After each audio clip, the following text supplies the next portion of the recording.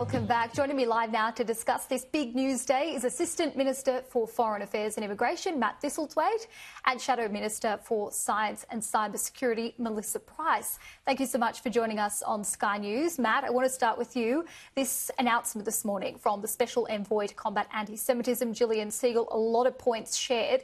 What did you see as the standout measures, and do you have an indication of whether the government will take immediate action on any of them?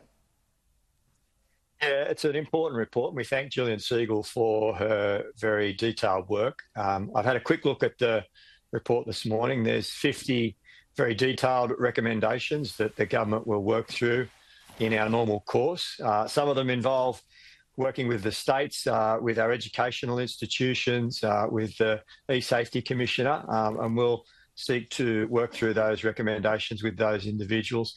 They also point out some of the actions that the government's already taken to combat anti-Semitism, the legal reforms that we've made, the changes to hate speech laws, even the fact that we already use the migration system to stop people coming to Australia who've expressed extreme anti-Semitic views. So we'll continue to make sure that we do our best to keep Australians safe and that they can feel that they can practice their faith and be part of a multicultural Australia. On that border issue, it did sound like Gillian Segal is wanting the government to take a tougher stance on that. She said to me a short time ago that we've got the laws in place, but it's about enforcing them.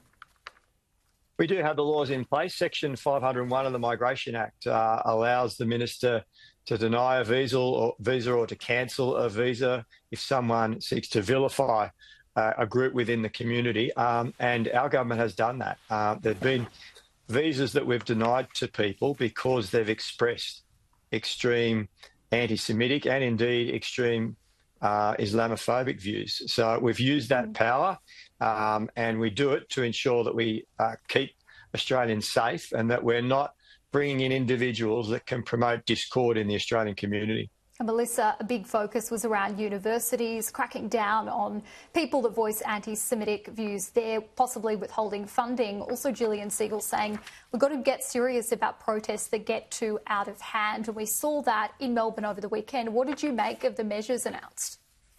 I mean, imagine being one of those families in that restaurant or in a synagogue when those attacks happened over the weekend.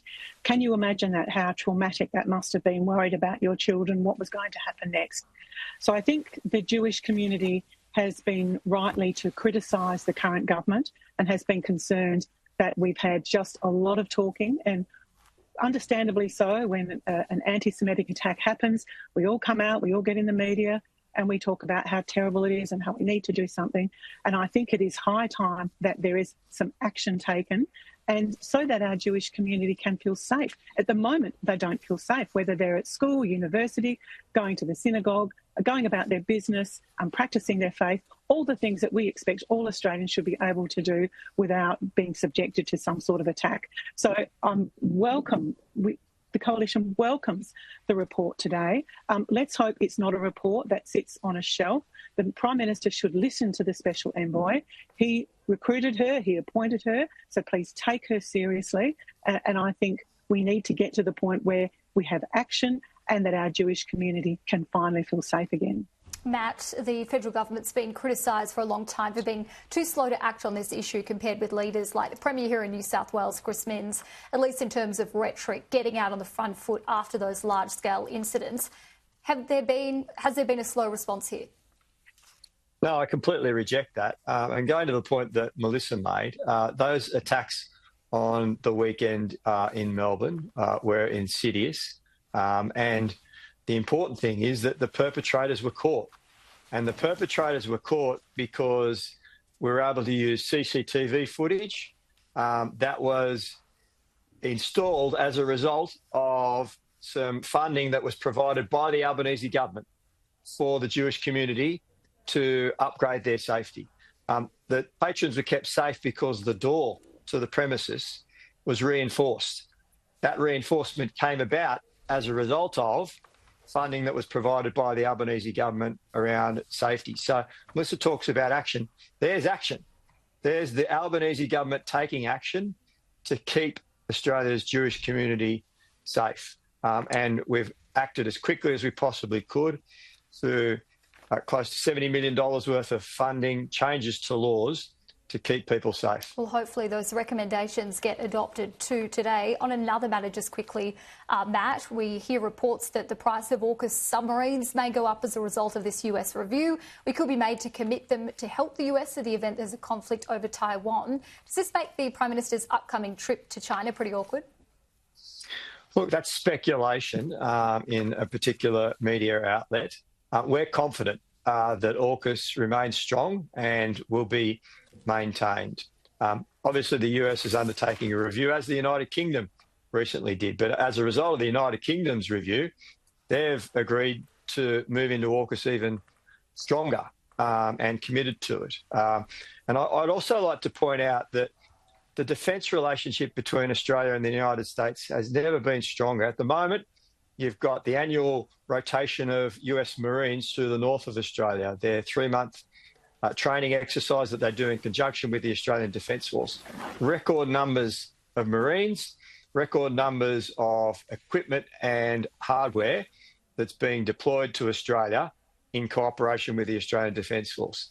In another week's time, Operation Talisman Sabre starts, where we exercise together with the United States and other allies. So if you look at what's actually going on the ground between our defence forces, the relationship's never been stronger. We're about to run out of time, but Melissa, just quickly, former US official Jennifer White, she says the only card Australia might be able to play here to try and stave off these threats is increased defence spending. Should we be open to this?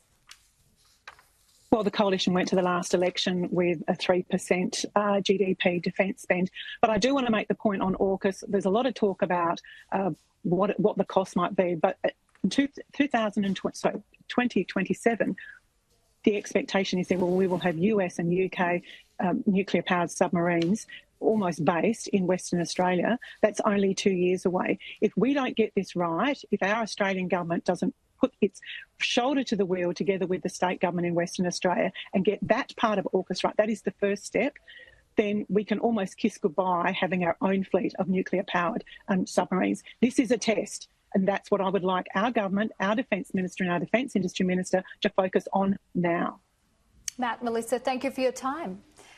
Moving on to some other news now. Former